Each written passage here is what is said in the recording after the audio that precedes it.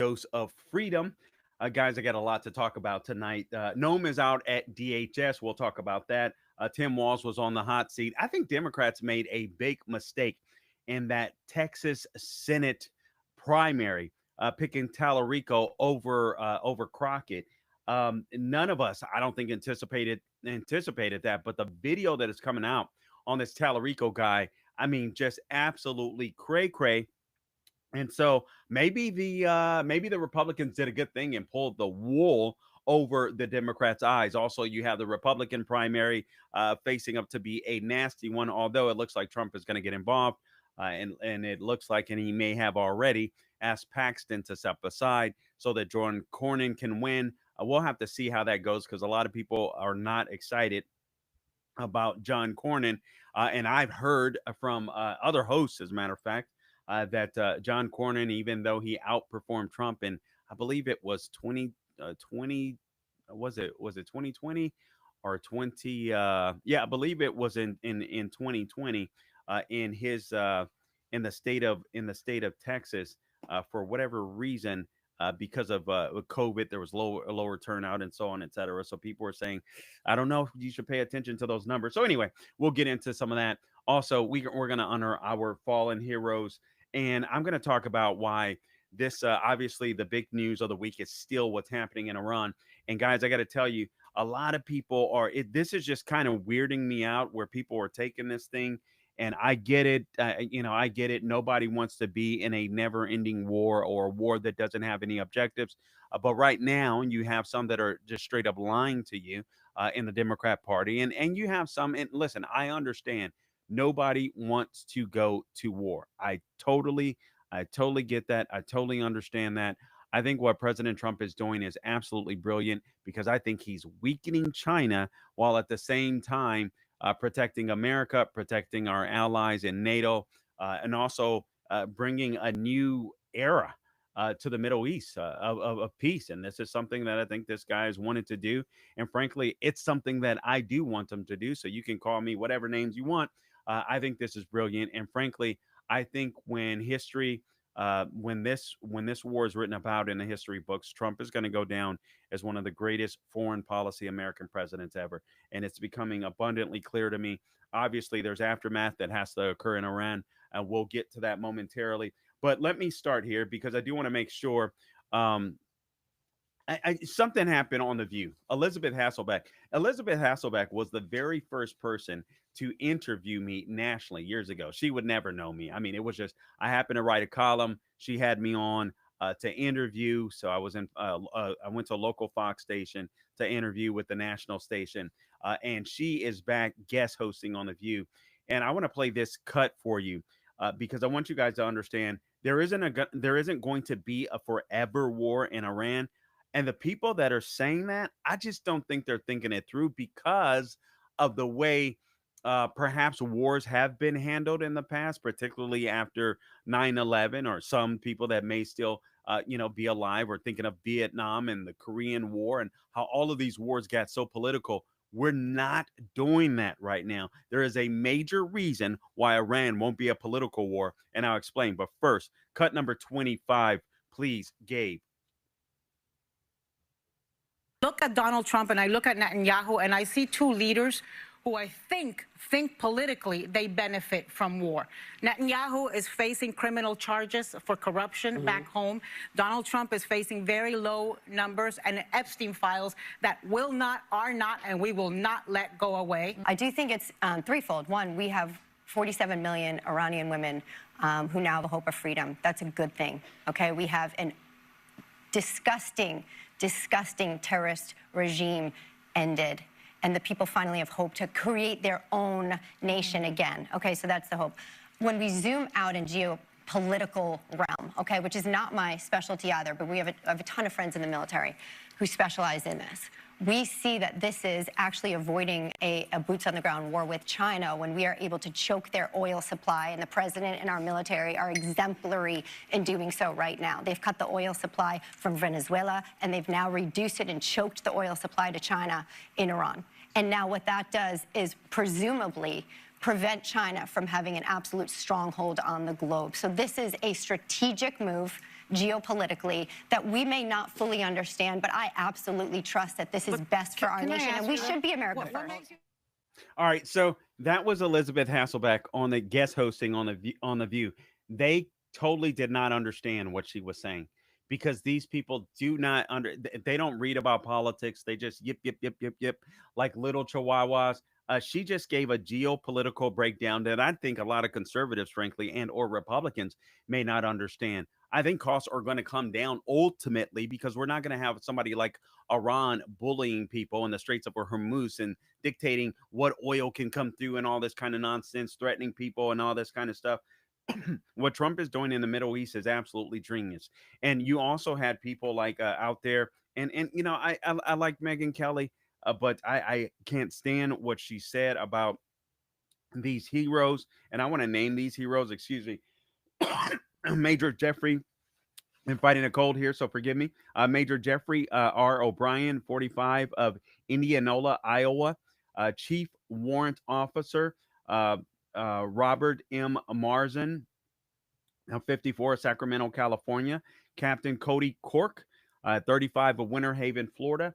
Sergeant First Class Nicole Amer, 39, of White Bear Lake, Minnesota. Sergeant First Class Noah, and I'm going to butcher this, Teat Jeans, Tiet, Gens, Gens, 42, of Bellevue, Nebraska. Sergeant Declan Cody, Coady, only 20 years old, of Des Moines, Iowa.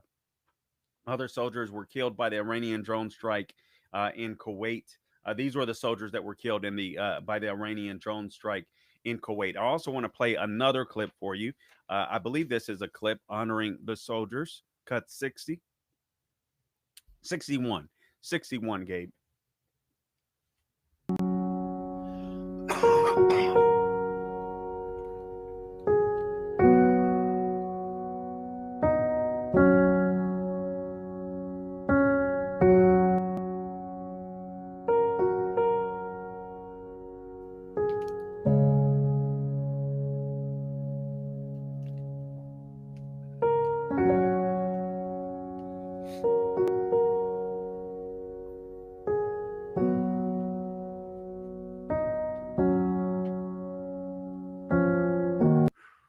Okay, cut number 28. So that was obviously one of our warriors, one of our heroes that died. I want to play cut number 28 for you. This is Elizabeth Hasselbeck again, responding to comments that Megyn Kelly had said that these soldiers did not die for the United States of America, which is absolutely insane. Cut number 28, please, Gabe. If I could just say this. Number one, Megyn Kelly's clip that we ran before is saying who those troops died for. How dare you, Megyn Kelly? How dare you tell a military person who has sacrificed their lives for our nation in our uniform, when they are sacrificing their lives in our uniform, how dare you tell them or their families or our nation what they died for? Oh, you better be careful. She'll come right back at you. She's like a roller derby. I'm not afraid of her. But I have my heart with my friends in the military. You do not get to authorize who they died for. So let me just clear that up. So I'm not, and I come here, I may vote Republican and I'm a conservative, but I'm a thinking woman. And I have a heart with this war or military attack. Are you glad that the leaders there are gone, that they're not flinging women off buildings and gay people off buildings anymore? All right. So that's Elizabeth Hasselbeck. And I love that. And it's okay to have these debates within the conservative movement, but this isn't a debate. And I think she's absolutely right. I don't think you get to tell American heroes what they died for and who they died for. They didn't die for Israel. They didn't die for Iran. They died for a greater good, and they died for the United States of America. America has eliminated, these people wanted to get rid of the big Satan, which is us. All right. And so we've just eliminated that threat. That's what we've done. We've made America safer because these people, and I gave you almost the list was just insane of all of the U.S. soldiers that have been murdered and maimed by the Iranian, the IRGC, by the Ayatollah, by the mullahs of Iran. And so we're fighting. We're fighting for freedom. I mean, it's as simple as that. And we do have a strategy. We want to make sure that these people are not a threat to us. We want to make sure that these people, the Iranian regime, are not a threat to our allies. So they died to spread freedom, and America was spreading freedom. And they also died because they were keeping America safe. We have to stop pretending like the threats against America end at the water's edge. That doesn't mean you get drawn into these so called forever wars. But let me tell you why this won't be a forever war. And we'll play the videos after this. Trump has guaranteed this won't be. These people are so disingenuous. Trump has guaranteed this won't be an endless war. You know why? Because the handcuffs are off. The handcuffs are off. The soldiers can be soldiers. They can go and kill the enemy without these whack rules of engagement. That ensures this will not be an endless war.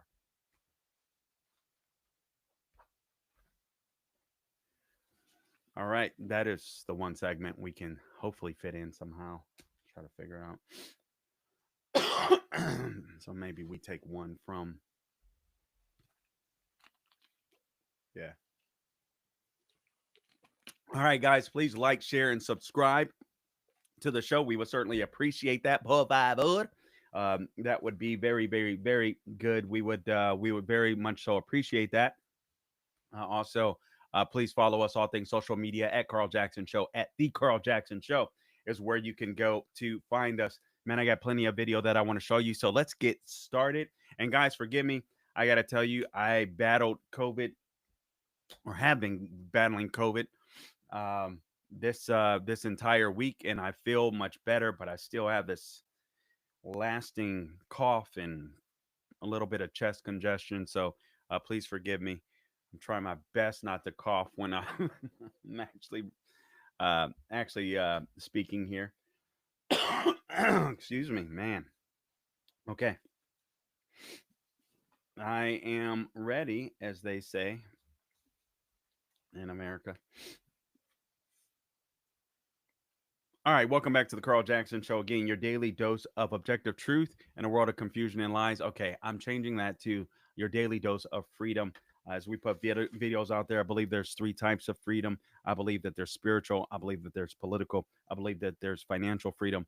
Those are the freedoms that we're fighting for. And I believe all of those are embodied in the Bill of Rights and in our Constitution. All right, so guys, let me just share with you. This is why the gloves are off in Iran. And I think that people, I don't know why all of these people that are comparing what's happening in Iran and President Trump to the previous presidents, it makes no sense. Guys, and I'm not an automatic, like just a Trump butt kisser, but I am telling you, this guy knows what he's doing when it comes to foreign policy. This is extremely strategic because, again, as I mentioned before, as I mentioned previously in the week, we are making things more difficult for China because we're choking off their oil supply. Obviously, they're getting oil on the cheap, or at least they were, from Iran, also from Venezuela. That's not happening anymore. That's going to hurt them, especially if they want to go try to take out Taiwan. They're going to need fuel. Plus, obviously, their population is absolutely insane. They've got to be able to feed their people. They got to keep things going to the best of their ability so that people don't turn against that communist regime. And so Trump is putting a hurting on everybody, and they're choking out the little devil in the desert, if you will, in the Middle East, and that is Iran. We've heard news now that Saudi Arabia was saying, "Oh no, you can't use our airfields," and but behind the scenes they were like, "Trump, please, please, please take Iran out." So I'm praying that the people of Iran get their freedom, but also once they get their freedom, and they've got to fight for this freedom. I don't want them to end up becoming a Ukraine, you know what I mean, where they absolutely have no weaponry to fight and all this kind of stuff. So hopefully we get the right people in place. President Trump says he doesn't want regime change. He wants regime placement. He wants to be a part of the new person coming in. And so that's where we are. Now, I told you, it's gloves off. You guys ever see that movie, Rules of Engagement? Gabe, have you ever seen that movie, Rules of Engagement? With, man, that was so good. I think it was Tommy Lee Jones, I believe, and Samuel L. Jackson. And I think Samuel L. Jackson was on the roof, and he was fighting in a battle in the Middle East, a firefight. And then he looks down over the ridge because his guys are taking a bunch of incoming, and then he's shocked at what he sees, and it's a little kid that has picked up arms and just like da da da da da, da. And I believe a woman too, if I recall correctly. It's been a long time, but the film is called Rules of Engagement. So if you ever get an opportunity to see that film, check it out. It was really really good and eye opening. You probably couldn't make a movie like that in Hollywood anymore, but it was certainly good. The bottom line was when he saw that, he was like, unleash hell on these people that are shooting at my soldiers. And that's exactly what happened. That's what's happening right now. Guys, for the first time in decades, we are unleashing our military. Cut number 33. This is the Secretary of War, Secretary of Defense Pete Hegseth announces total control of Iranian airspace. I know you've seen this video, but I just want to line this up for you so you understand that this is not the wars of old that is happening. Cut number 33, please. In a few days, in under a week, the two most powerful air forces in the world will have complete control of Iranian skies, uncontested airspace. I hope all the folks watching understand what uncontested airspace and complete control means. It means we will fly all day, all night, day and night, finding, fixing, and finishing the missiles and defense industrial base of the Iranian military, finding and fixing their leaders and their military leaders, flying over Tehran, flying over Iran, flying over their capital, flying over the IRGC, Iranian leaders looking up and seeing only U.S. and Israeli air power every minute of every day until we decide it's over. And Iran will be able to do nothing about it. B-2s, B-52s, B-1s, Predator drones, fighters, controlling the skies, picking targets. Death and destruction from the sky all day long. We're playing for keeps. Our warfighters have maximum authorities granted personally by the president and yours. Okay, let's go right to cut number 34 as well, please. This is more of Second War Pete Hegseth. We're playing for keeps. Our warfighters have maximum authorities granted personally by the president and yours truly. Our rules of engagement are bold, precise, and designed to unleash American power, not shackle it. This was never meant to be a fair fight, and it is not a fair fight. We are punching them while they're down, which is exactly how it should be. Thus far, Operation Epic Fury has delivered twice the air power. Okay, let's go to cut number 35, depending on, let me know how long this is. Cut number 35, this is General Dan Raising Cane. Flip to the map here. Hopefully I don't kill anybody with a laser pointer. As I mentioned earlier, and for you with the camera right there, my friend, I hope I don't ricochet off and hurt you. Over the initial days, the U.S. Joint Forces continued to attack and attrit ballistic missile capabilities as well as integrated air defense capabilities along the southern axis. Along the northern axis, Israel and the Israeli Air Force has predominantly been working integrated air defense targets along the northern flank, as well as medium-range ballistic missile capability as well. From the sea, the USS Ford has continued to project combat power here, as well as the bomber pulses that we talked about in the opening days of this briefing. Along the southern axis, the USS Abraham Lincoln Strike Group has continued to provide pressure from the sea along the southeastern side of the coast and has been attriting naval capability all along the strait and up into the Arabian Gulf at a size and scale sufficiently to address the targets required. To date, we've hit over 2,000 targets, as Admiral Cooper said in his video last night. We've destroyed more than 20 3 Iranian naval vessels, including, in addition to the frigate outside of the area, 1 submarine, and effectively neutralized at this point in time Iran's major naval presence in theater out there. As the Secretary showed the video, for the first time since 1945, a United States Navy fast attack submarine has sunk an enemy combatant ship using a single Mark 48 torpedo to achieve immediate effect, sending the warship to the bottom of the sea. I want to remind everybody. All right, let's play cut number 62, because this is that submarine that sunk this Iranian ship. Here's a video that I believe President Trump may have put out on his True Social. Cut 62.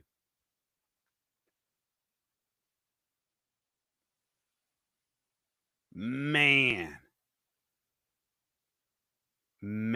80 people 80 people died, 32 passed away. You have people talking about, oh, this happened way off the coast.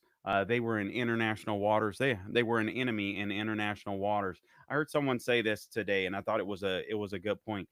International law is meant to curtail the West, but they never do. These people that are so obsessed with international law never do anything about the mullahs of Iran or the people in the Middle East that torture and rape women and rape children. And so international law is about restraining the West. A bunch of wokies is what it is. Nothing more than that. And so we are the United States of America. Iran and their military, IRCG, the Ayatollah, who is now gone, the mullahs, they're enemies. They're enemies. I mean, it's as simple as that. But I just want to make the case that. Oh, here's another one. There's let's go to cut number 38 real quick. And this was a couple of days ago, but it's still important. Cut 38. The Iranian Navy rests at the bottom of the Persian Gulf. Combat ineffective, decimated, destroyed, defeated, pick your adjective. In fact, last night, we sunk their prize ship, the Soleimani. Looks like POTUS got him twice. Okay, so now you guys might be thinking, oh man, that's cocky. Guys, this is what war should be like, especially when it comes to the United States of America. The problem is we politicize it. These people that have this, the vote in both the House and the Senate to try to curtail the powers of the president as far as the War Resolution Act is concerned, it all came to nothing. Thank God, because all these people want to do is politicize war for the sake of gaining power for themselves. And then we found out today that even more, I believe that were 30 Iranian ships have been sunk by the U.S. All right, one including a massive drone carrier that was placed on fire. I don't have time to get to the video of that, but honestly, an entire ship with, I mean, from what I understand, it could have been up to thousands of these drones that are inexpensive and very effective, and they could hurt our soldiers, that can hurt civilians and other, our friends, allies, so on, etc. And we are just taking them out. Iran doesn't have the capability anymore really to fight back. So all we're doing is making sure that we kill all of the people that were a danger to the United States of America and our allies and friends across the sea.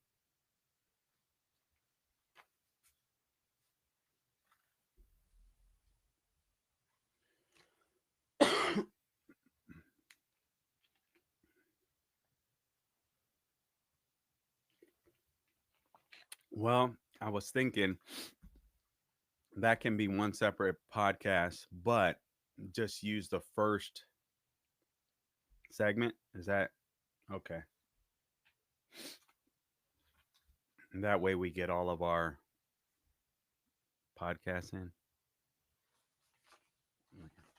Let me blow my nose. If you're out there watching, sorry.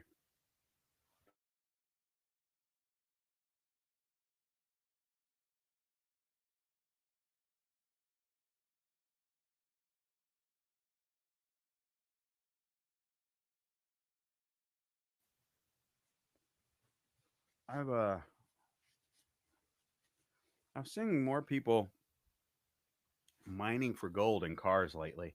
It's really weirding me out. I don't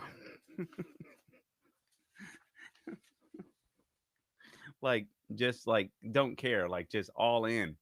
I saw one lady doing it. I saw a guy doing it, and I mean, just no holds barred. Like, did not. I'm like, man. Different times, different times. Okay. What do I want to go to next? Oh, we got to go to Tallarico. We got to go to Tallarico. What? Oh, man. I'm like, what? There's a place called Tallarico? It does. It does. Actually, you know what? I'll go to Tim Walls and okay. Actually, yeah, I'm okay. I'm just trying to figure out where I want to go next. Let's see here. Noman's out. Tim Walls. Okay. Wow, let's go to the Texas primary. All right, let's go to the Texas primary. So let's do it. Let's do it.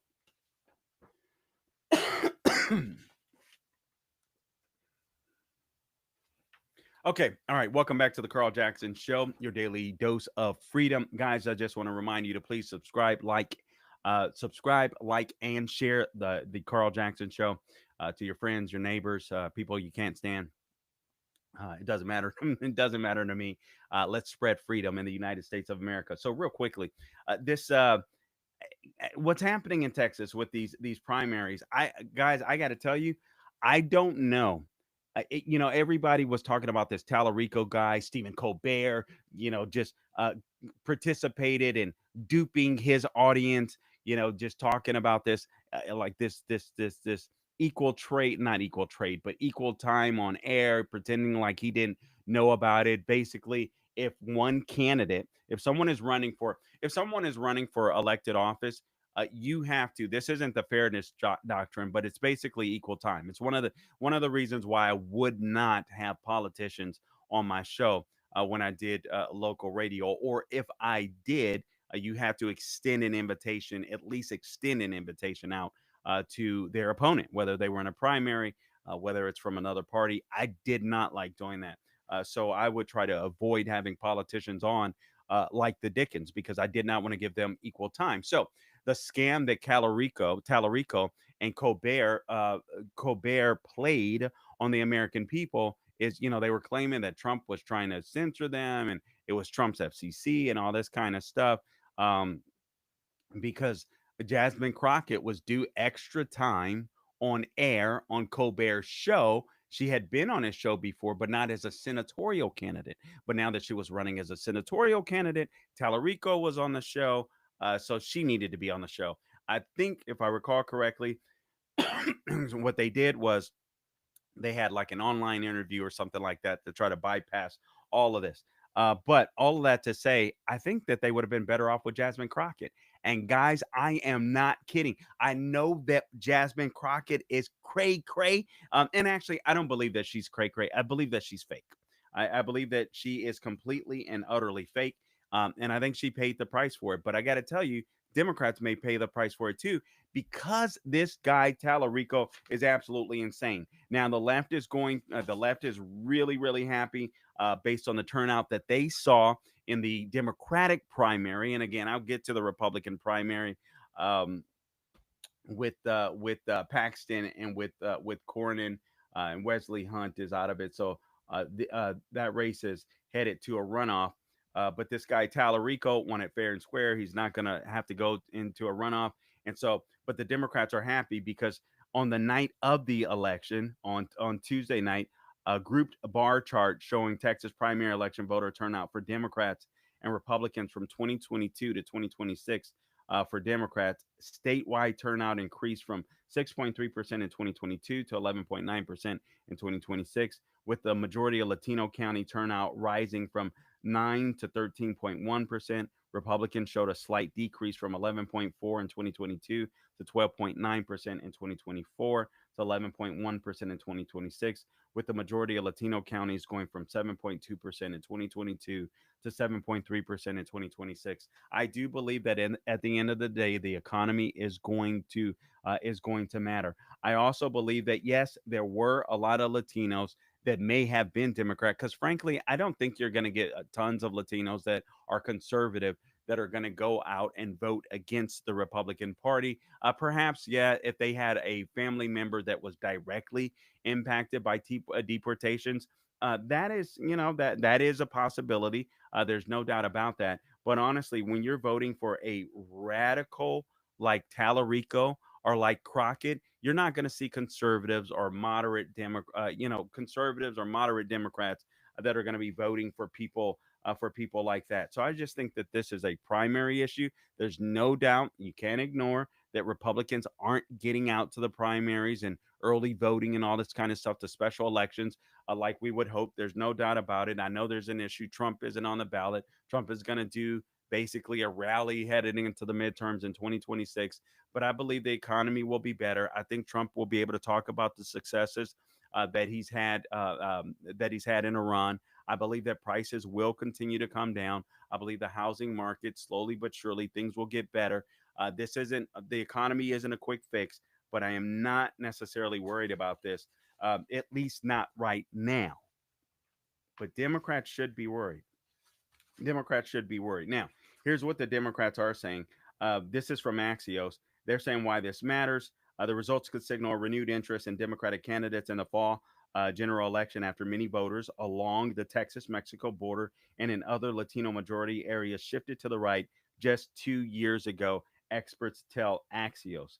The Democratic participation across Texas this year was highest among the past three primaries, but it was even higher in the state's 64 Latino majority communities. Now, I have heard some people say, well, you got to consider COVID too. A lot of people didn't come out. The numbers may have been somewhat skewed.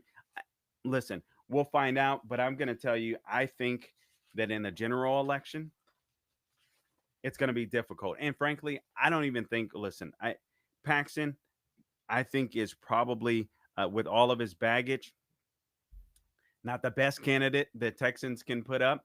But I think Cornyn, policy-wise, is probably not necessarily a great candidate either. I know he votes with Trump 99% of the time, but that's pretty recent. It's pretty alarming. These people start voting when they think they're going to lose their seats. They start getting very, very conservative. And so this guy poured in $70 million, just real quick. The Republican Cornyn poured in $70 million into his race. But he did perform better than expected, because at one point he was down by, I think it was 17 points to Paxton. So I guess Paxton, I don't know if Paxton thought he was going to cruise or what. He only put in $4 million into a primary. I can't believe the guy put 70 million in, but he put in 70 million and he beat Paxton by 1 point. All right. So that's the Republican primary race. And now Trump may be weighing in. A lot of Texans are saying, please don't weigh in. Just let Texans go ahead and do their thing. But here's why the Dems should be a little concerned about Tallarico. Let's go to cut number 27. I've got several clips of Tallarico that I want to play for you. And guys, I am telling you, I never thought I would have ever said this. The Democrats made a big mistake in electing this guy, I believe, over Jasmine Crockett. Now, we all thought Jasmine Crockett was a clown because she acted like a clown. She wanted to be a social media star, it seemed to me. And when her seat got redistricted, she wanted to go for the gusto. And I understand she wanted to stay in office, but she was playing this ghetto fabulous queen when actually this was a lady that grew up and with money, going to private schools, became an attorney with privilege, but she wanted to play she wanted to be this social media giant or whatever. She liked the effect that had. She thought that it would play into a statewide race, and it absolutely did not. But the good news is Republicans could still win this. I don't think that Cornyn is a great candidate. I don't think that Paxton is the greatest candidate, but although he's more conservative, it seems, I believe, especially when it comes to 2A, than Cornyn. He's got a lot of baggage, so it can hurt. Thank God they picked Tallarico. Cut number 27. Before we go further, I want to acknowledge that our trans community needs abortion care too. Defending trans Texans is something we have to do every day at the state capitol. And you better believe I'll be giving sermons on that too. So when I use the word woman, it should not be understood as an exhaustive term, but rather as a lens through which to understand, examine, and interrogate patriarchy. Similar to how we specify anti-Black racism when Okay, let's go to cut number 29. And the reason why I'm saying this is Latinos are very conservative and very religious. Cut number 29. Christianity points to the truth. I also think other religions of love point to the same truth. I think of different religious traditions as different languages.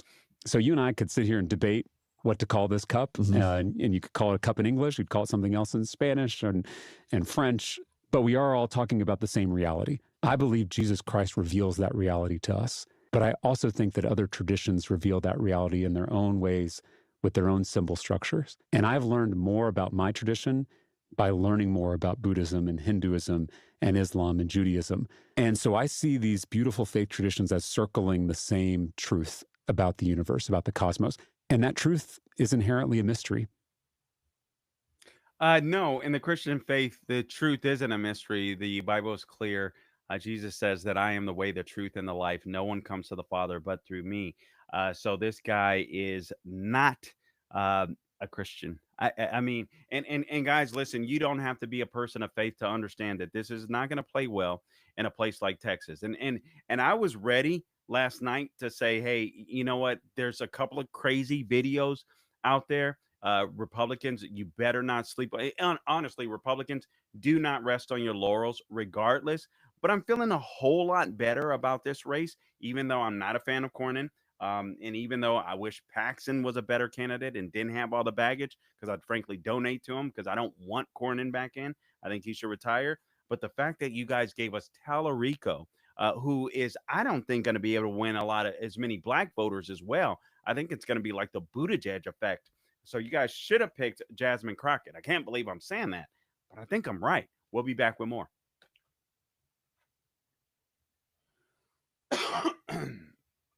Okay, let's get right back to it. Oh, let me take a sip because my throat is feeling something. All right. Yes, sir. Oh, yeah. Please like, share, and subscribe to our podcast. Wherever you go to get your podcast, we would certainly appreciate it. And also check out the Carl Jackson store. Carl Jackson, what is it? TheCarlJacksonStore.com. CarlJacksonStore.com. CarlJacksonStore.com. CarlJacksonStore.com. We got some nice little things that you can pick up there now. We certainly appreciate that. And I said maybe I'll have to do some giveaways to some people. Maybe I'll do something like that. Anyway, but we'll dive into that. Yeah, maybe we can do that. We'll work on some giveaways or something like that. But in the meantime, CarlJacksonStore.com, CarlJacksonStore.com, so that I can afford to eat. That would be extremely, extremely nice. All right, appreciate that. Okay, let's get back to it. Poor favor. Excuse me.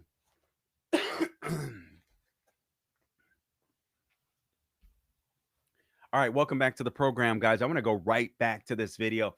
And again, I think that the Democrats made a huge mistake in picking this guy, Tallarico. I mean, the videos are non-ending. So all of these polls that they're coming out with, Axios, oh my goodness, Axios stating that we need to be concerned about this kind of stuff, or Republicans need to be concerned about this. Guys, the polls are early. People are showing up right now, but I tend to believe that Republicans are going to outperform in this midterms. Maybe they don't keep the House. Maybe they don't keep the Senate. I'm hoping they'll keep at least one, or at the very least keep it close. And I do believe that if Democrats keep picking candidates like a Tallarico that you see here, that our chances are better and better and better. Now, we are going to be losing Senator Mark Wayne Mullen, Oklahoma senator, because he's taken over Kristi Noem's spot. So we'll talk about that a little later. So hopefully we can get a conservative to replace him because he's pretty conservative. Hopefully no rhinos there. But anyway, we'll get into that momentarily here. But let me take you to cut number 48 because we've got more of Tallarico, the Democrat senatorial candidate, now that they've kicked Jasmine Crockett to the curb. Cut number 48.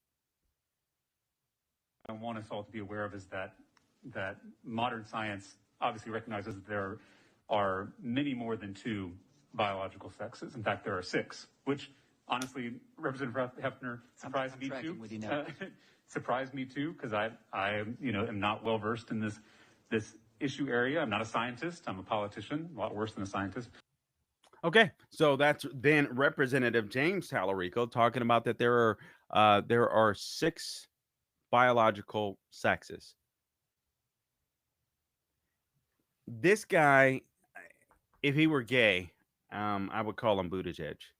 I think this guy is a complete and utter disaster. I'm so thankful that the people have picked him, and I can't wait till the ads play in all of these Latino communities, because at the very least, even some that may have been motivated to vote for this guy, if the economy is doing good, Kristi Noem is out. You got Tom Homan doing an excellent job as the borders are.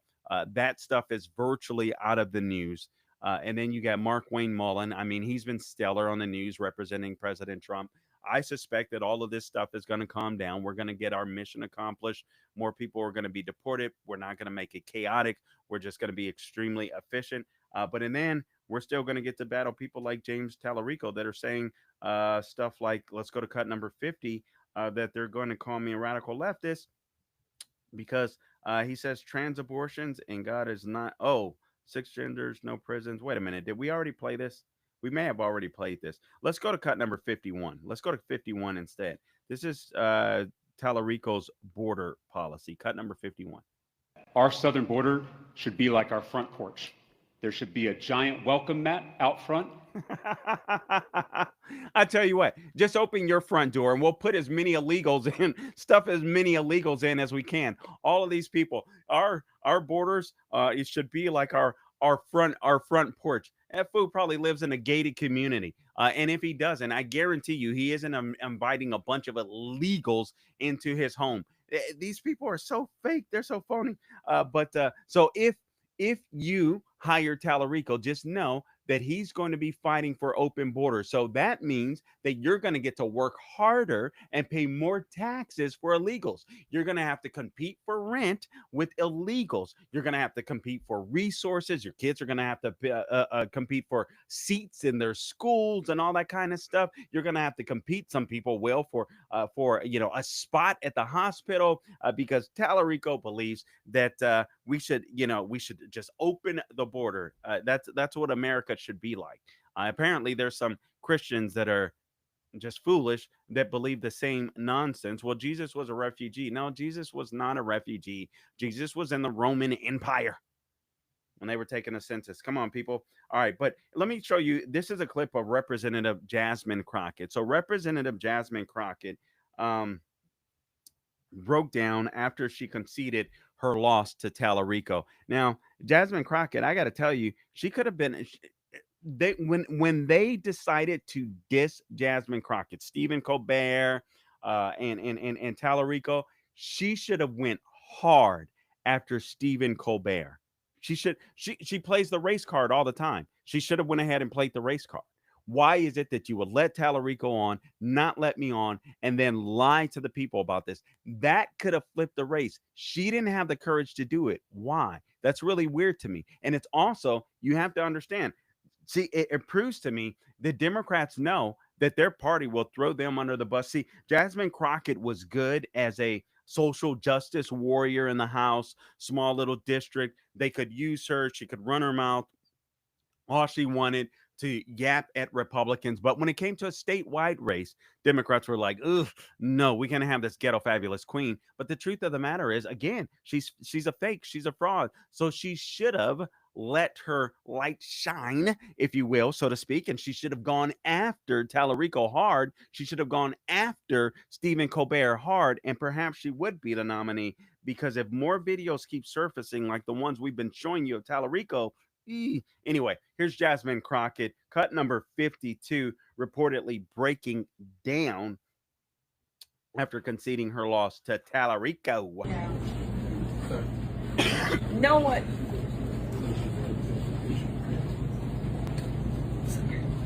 I gotta get through this. 6 years ago, no one believed that I could become a state representative. All right. And so there she was breaking down. No one believed that she could become a state representative. And now that is over because she has been redistricted. So she's going to be out. Obviously, you're going to see her somewhere. Somebody's going to pay her or give her some more time on air because she's got the social media influence now.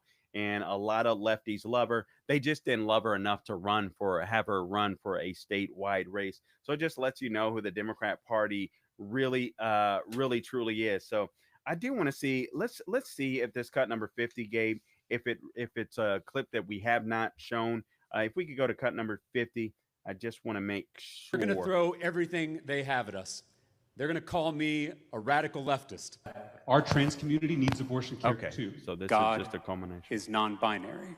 Modern science obviously recognizes that there are many more than 2 biological sexes. In fact, there are 6. Prison is violence. It's hard to imagine a world without prison. Just because it's hard to imagine doesn't mean you shouldn't. Okay, so prison is goodness.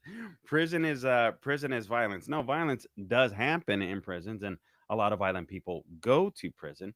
Some non-violent people go to prison as well. But this guy is a complete and utter joke. So Texas, I don't know what it is. I don't know what's in the water in Texas. I don't know why people keep picking these radicals. But I can listen. Republicans, if you do stay home and make me look like a fool on this, I am going to be totally upset, Texas Republicans, with every single one of you guys. You guys cannot let this guy win. And again, I don't believe that you guys have the best senatorial candidates in either, what's his name? In either Cornyn, I'm trying to pull this up on my phone, Cornyn, or in Paxton. But let me read you something from this Texas Monthly. In the first half, this is insane to me. John Cornyn spent tens of millions to keep his seat, and it worked for now. In the first half of 2025, Cornyn looked like a dead man walking. More than a dozen polls. He trailed his primary challenger, AG Ken Paxton, by an average of 17 percentage points. There was speculation that Cornyn might be looking for an off-ramp, maybe a presidential appointment to chair some made-up task force to save him from the ignominy, of a primary defeat. Basically an embarrassment of a primary defeat. Instead, Cornyn chose to fight it out. And while the fight isn't over, his instincts look to have been vindicated. Cornyn will have to run off on May 26th against Paxton in the Texas Republican Senate primary. As of press time, this was yesterday, 69% of the vote reported. So basically, we now know that Cornyn won that race. But again, this guy literally spent $70 million in a primary race to win that race. That's astounding to me. And listen, we've got to keep the Senate. I totally get it. Not a fan of Cornyn. And I think Paxton could be a good candidate, but his baggage is going to hurt him. There's no doubt about that. But this is just absolutely insane to me. I'm trying to read a little bit from this. I'm sorry. Cornyn's theory of the case was simple. He was a reliable conservative whose occasional deal making with Democrats shouldn't outweigh the fact that he had voted with Trump more than 99% of the time. He believed Republican voters simply weren't familiar enough with the depths and Keystone Cops-esque hijinks of Ken Paxton's many scandals, multiple allegations of adultery, impeachment by the Texas House, which basically that whole thing seemed to be a sham. I watched some of it on television, and he was impeached. But he was never convicted of anything. I guess there's claims of bribery and abuse of public trust and all of this kind of stuff. So Ken Paxton, probably not the best candidate to have running against Cornyn. But with Tallarico in the race, it looks like no matter who wins that primary will win. I think I may have gone long. Okay. All right. Last couple here, and then we'll skedaddle. Let me take a swig. Sure.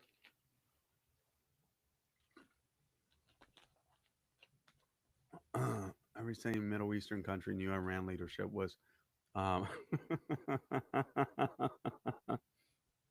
think so too, honestly, and I don't even think it will be long. And Democrats and Republicans alike know that he did the right thing. The guy has been saying forever that he wanted to bomb Iran, and this time, in his second go round, it's just no holds barred.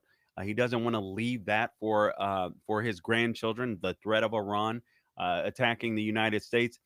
It's insane to me that people would think this is not a good thing, and the fact that this isn't going to be a forever war, and we've already come to, frankly, we've already, if Iran doesn't obtain a nuclear weapon and they no longer have the military capability to be a threat to the United States, to be a threat to our allies, that's a win in and of itself.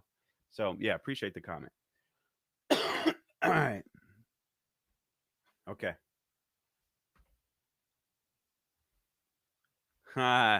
Don't mess with Texas, huh?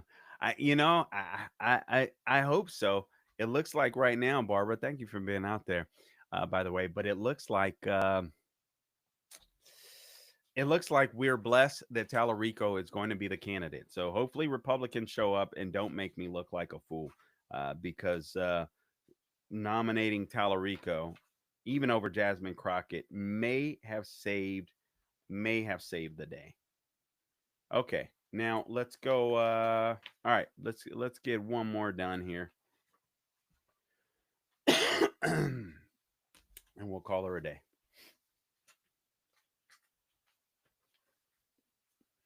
All right, welcome back to the Carl Jackson Show. Again, this is your daily dose of objective truth in a world of, I keep saying that, it's your daily dose of freedom. All right, so Noam is out at DHS, and Tim Walz was put on the hot seat. Let me just give you the skinny, if you will, on Kristi Noem.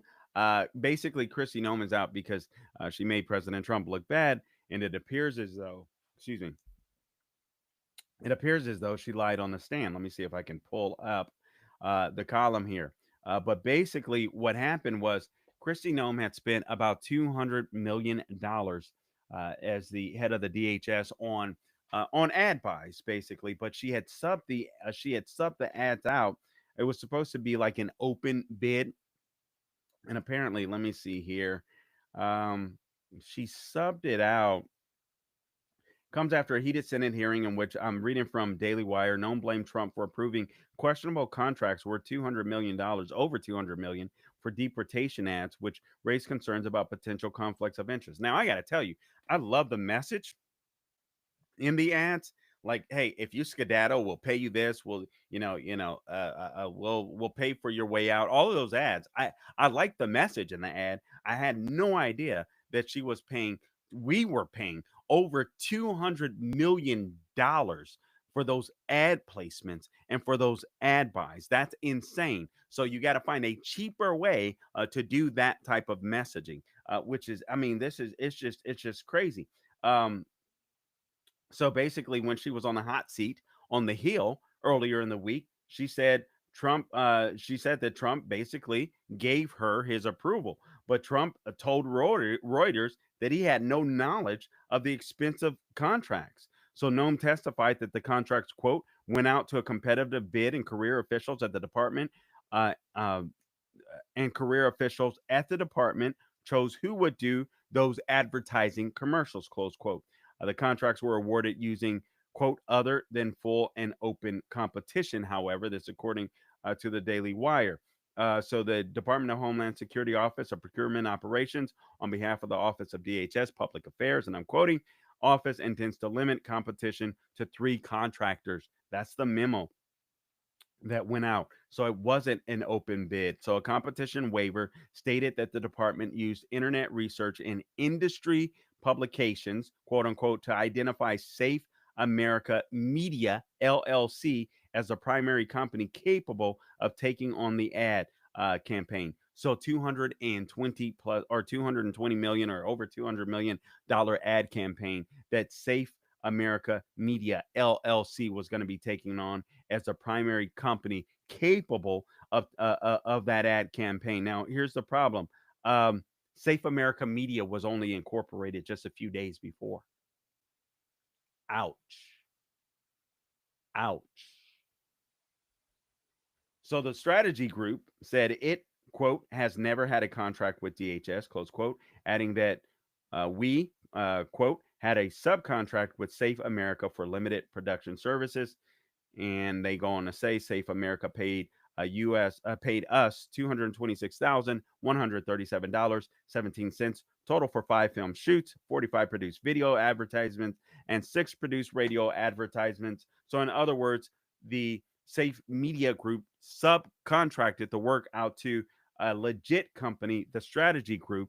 I don't know where all the money went, and this does not look good. So now you have Senator Mark Wayne Mullen that is now going to be taking the place as Department of Homeland Security. And guys, I got to be honest with you. I never thought that Kristi Noem was a great pick, but as long as the work was being done, I was happy.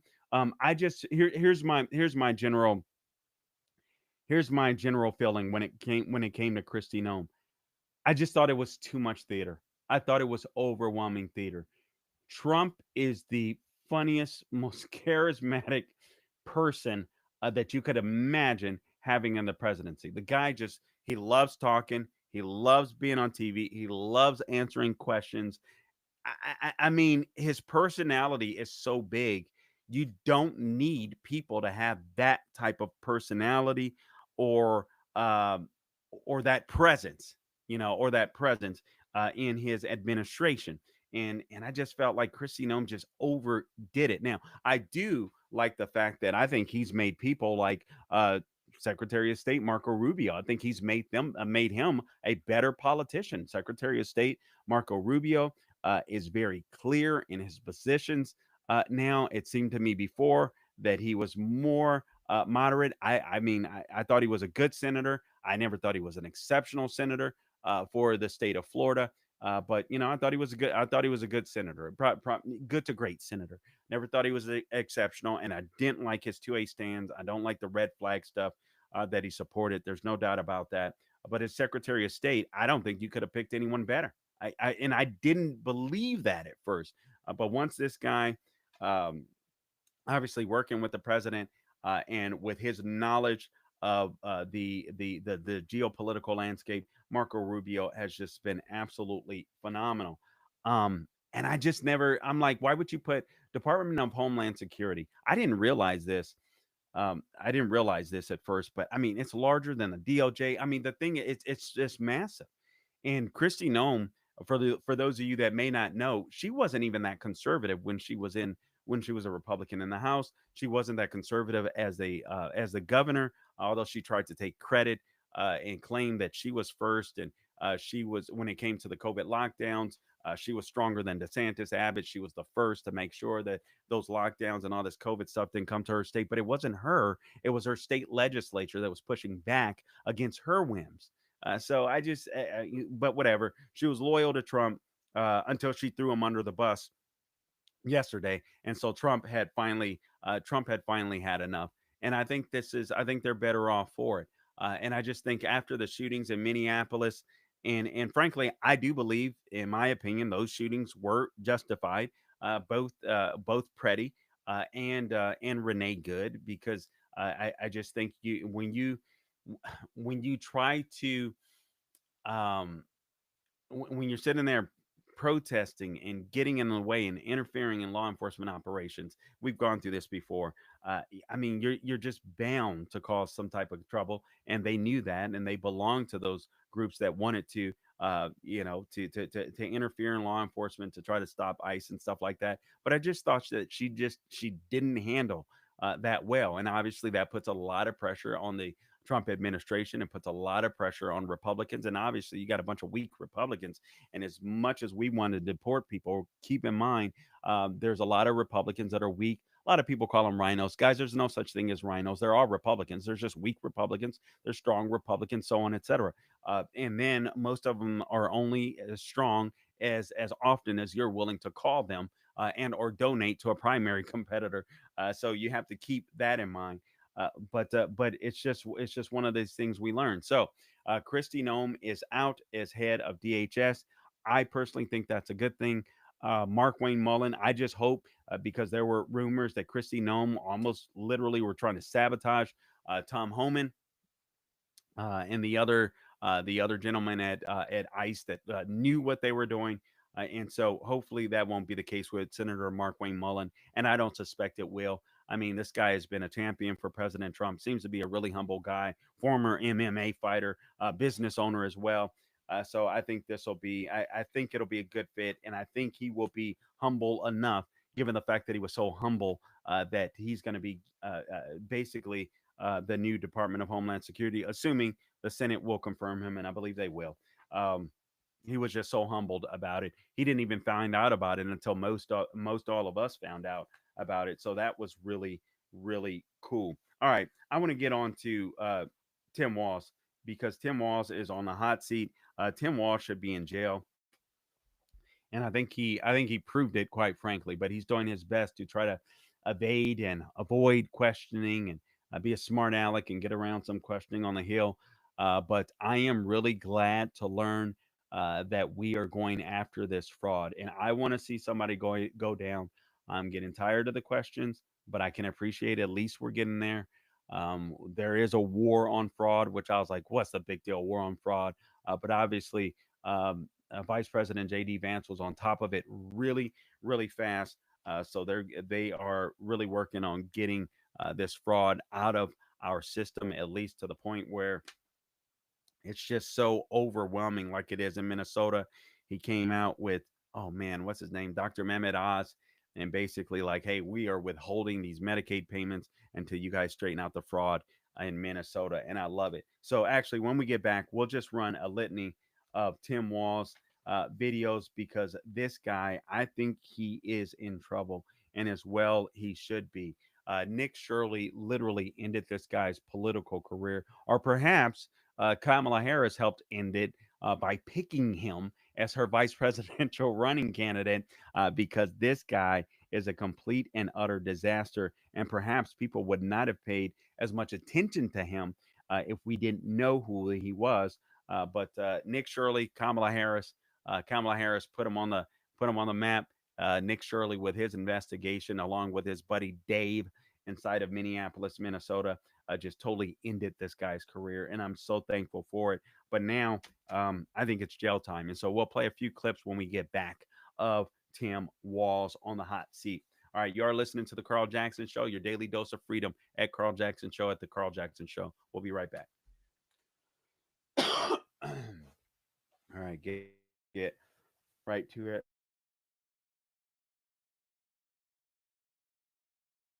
Sorry, guys.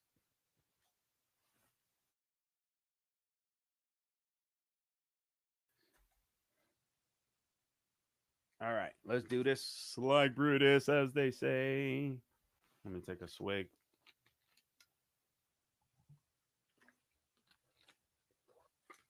And if you think I look like a cholo with my shirt buttoned all the way to the top, it's because I went to Gabe's fashion designer. All right. All right. All right, welcome back to the show. I'm going to get right into these videos with Governor Tim Walz on the hot seat on the Hill. This is cut number 26. He was exposed for resuming taxpayer payments to Somali fraudsters in the Feeding Our Future campaign. And for those of you guys that don't remember, the Feeding Our Future campaign, it was basically there was a white liberal woman that was the mediator of the Feeding Our Future. She designed, I believe, this program, but she incorporated basically all Somali businesses. And these people would set up like, okay, where even one of the restaurants that Ilhan Omar, as you may recall, literally had a fundraising campaign at this guy. He was one of the guys that was arrested. But they were claiming during COVID, they were feeding all of these kids, all of these children, all of these people, and they weren't. They were just completely lying about the numbers and getting the money for doing so. And the mediator lady who's in prison now actually was getting a kickback when she would get film money. So this is Governor Tim Walz, and they knew about this because there were whistleblowers. Cut number 26, please, Gabe. The payments are restarted. Why didn't you tell the truth about why you restarted the payments? Well, Chairman, we did tell you, and Feeding Our Future grew because of the pandemic. And I didn't ask that question. I said, why didn't you tell the truth about why you restarted the payments? The payments stopped because there were concerns, obviously, it wouldn't stop the payments. Then they're restarted a month later. What was the reason for restarting the payments? My understanding was the agency believed that the court had required them to make those payments. And that was false, wasn't it? You repeated that. You said that, didn't you? You said that's why the reason. You said the reason you restarted is because the court ordered you to do so. Is that right? I don't believe that is settled yet, to the best of my knowledge. Well, I think it is, because the court did something that I just don't. I don't know if I've ever seen it. They issued a statement saying you were wrong in what you were saying. This is from the court. It says, Feeding Our Future versus Minnesota Department of Education, correcting reports and statements by Governor Tim Walz concerning orders issued by the court. Here's what the judge says. Governor Tim Walz told the media that the Minnesota Department of Education attempted in payments to FOF because of possible fraud, but that Judge Guthman ordered payments to continue in April 2021. Next sentence. That is false. So you said something wasn't true. He further states this, Judge Guthman, the court says this, Judge Guthman never ordered the Department of Education to resume payments to Feeding Our Future in April 2021 or at any other time. Busted. So I want to know, why didn't you tell the truth? Congressman, the attorneys at the Department of Education interpreted that differently. Both of those judges are no longer on the bench, and I think that interpretation. The very first sentence. The first 7 words. This is not some unnamed source talking to the New York Times. This is not some anonymous source talking to whatever your Minnesota Star Tribune or whatever your paper is. This is the court speaking. First sentence, first 7 words. Due to inaccurate statements by the governor, Ramsey County District Court judge has issued and authorized this following news release. That's pretty straightforward. So the court's lying? I can't tell you, Congressman, but the interpretation was lying. Somebody's lying, because you can't say the court ordered you to restart the payments, and then the court says we didn't order you to restart the payments. So either you're lying or the court's lying. And I'm just asking you, which one is it? I just simply know what the attorneys at the agency believed, that it was a misinterpretation. And I would note that those payments. Could it be you were trying to hide behind the court, Governor? Could that maybe be the reason why you issued the statements you did and why the court had to do something you never see done before? They issue a press statement saying you're wrong. The governor is wrong. His statement is, their words, not mine, false. Could that be the reason? That was not the interpretation of the attorneys. And you know, court work, you can appeal those, Congressman, as you well know. I'm sure. Is it all about politics, Governor? No, it's about taking care of our people, which Minnesota does better than anyone else. $3 million. The behavioral intervention program went from $3 million to $400 million in 5 years. The housing stabilization went from $2.6 million to $104 million. The integrated community supports went from $4.6 million. It's about taking care of our people. Yet he doesn't know where the money went. Cut number 31. This is 2017. $1 million was spent on autism in Minnesota. That skyrocketed to $343 million. Notice what this governor is doing. All right, he looks really dumb, and I don't think he's the brightest bulb in the bunch by any stretch of the imagination, but he is very smart. And a lot of, in my opinion, a lot of people that play the system they know how to use the right wording. Democrats do. In this case, he kept using the word interpret. I interpreted that because he doesn't want to get caught. He doesn't want to be cuffed. Cut number 31. Por favor, Gabe. How much money was spent on autism in Minnesota in 2017, Governor?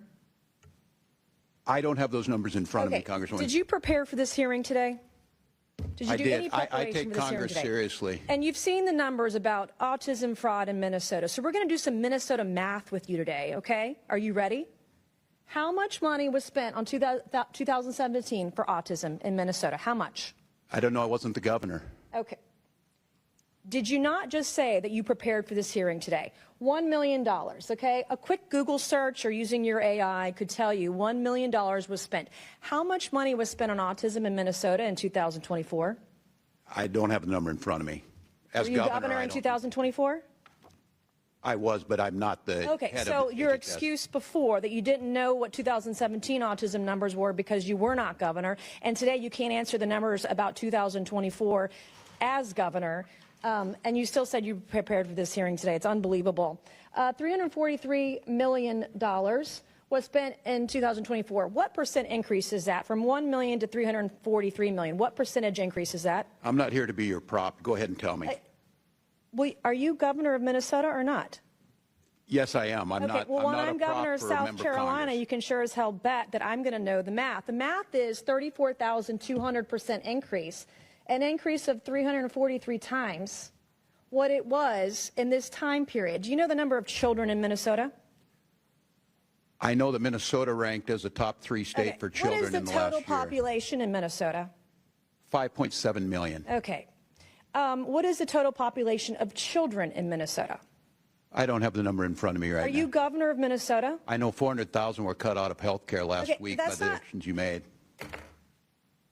Are you governor of Minnesota? I am. And you don't know the number of children I residing don't have in the Minnesota? specific numbers. All right. So anyway, back and forth with Nancy Mason. The first part was the best in my opinion, but 1 million spent on autism, 343. So they care about children. They care about children, but we know these people were committing fraud, and the people weren't getting the help that they needed. So this is astonishing. People really need to go to jail, and the scale is much bigger. The money amount is much bigger. Everybody's talking about even Feed Our Futures, $250 million. I'm not convinced that it wasn't more. Here's Brandon Gill questioning Tim Walz. Let's go to cut number 43. Let's show this one. This is Brandon Gill. I always like when he questions. Yep. And would you agree that as governor, ultimately you're responsible if tax dollars are defrauded? Yes, I would agree. Yep. Would you also agree that calling somebody racist is a serious accusation? If they are racist, I think it's I'm probably asking accurate. you, is that a serious accusation to make about somebody? I think it's just an observation of reality. All right, well, let's go there. Is it racist for a government official to identify fraud? No. No. Is it Islamophobic? To identify fraud? To identify fraud? No, I don't believe it would be. How come multiple whistleblowers have said that your administration told them not to say anything about widespread fraud across multiple agencies because doing so would be considered racist or Islamophobic? I can't speak to it because it's not anything I would say. Well, that's what your administration has said and has told whistleblowers, and as you just testified, the buck stops with you. That's what you stated in your statement whenever you announced you weren't running again. Okay, let's go to cut number 42. And again, these people are just exposing this guy because the arguments were, and honestly, the reason why the Feed Our Future campaign was allowed to continue to grow and fester despite the fraud, even when some locals called it out, the whistleblowers and some other people that did want to prosecute, the lady would just claim racism. And this is the line that the Tim Walz and company would fall for or acquiesce to because we all know they were getting a kickback. Some way, shape, or form, whether it was campaign coffers, whatever it may have been. Obviously, this is what was happening. Do we have time actually for cut number 44? Okay. All right. You believe the 70,000 strong Somali community as a whole has made a positive impact on your state? I do. So you'd be the opinion, fair to say, that the Somali community has successfully assimilated and is making Minnesota better? Yeah, I believe they're on that path, okay. Yes. I'm just curious by what metric you'd come to that conclusion. I just looked at some hard data. And do you have any idea what percentage of the native-born Minnesotans, all races, live in poverty in your state right now? I don't have specifically. I'll share it with you. It's 8%. For the Somali community, it's 52%. How about receiving food stamps? Same thing. All right, I'll run it down with you. It's 7%, and then compared to 54% in the Somali community, and then don't have or have it. We can leave it there. The reason why this is important is because basically you have a group of people that are coming to the United States of America and they're living off the taxpayer, and we're funding it. And this simply has to stop. Guys, I appreciate you tuning in. Don't grow weary, doing good. God bless you.